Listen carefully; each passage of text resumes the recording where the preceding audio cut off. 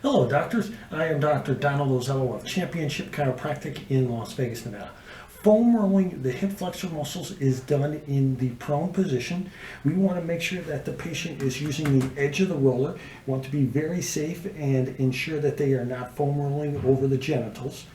When the patient is laying prone, we want them to start at the very top of the hip flexor muscles and slowly roll their body upwards.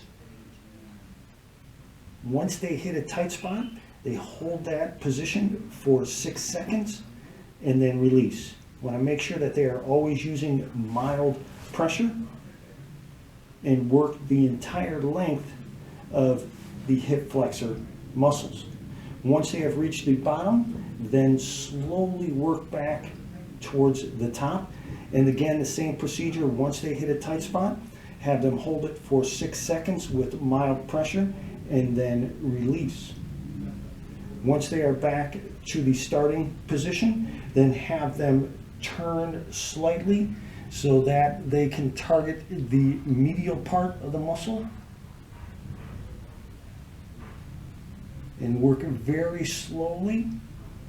Again, hold a tight spot for 6 seconds and then release. If they want to increase the pressure, they can lift the leg off of the floor, lift the foot off the floor, work the entire course of the muscle, and then work in the opposite direction again very slowly.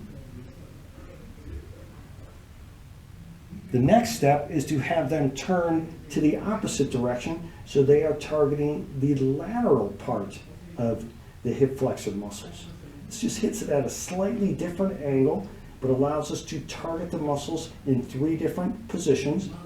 Once a tight spot is hit, again hold for 6 seconds with mild pressure and then release.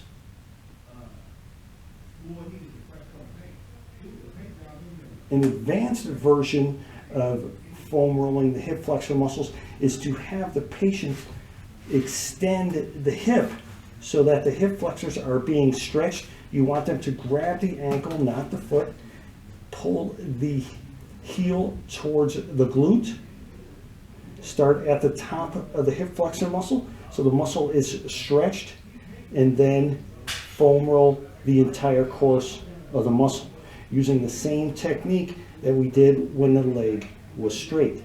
This position will help to intensify the amount of pressure that is being placed on the hip flexor muscle.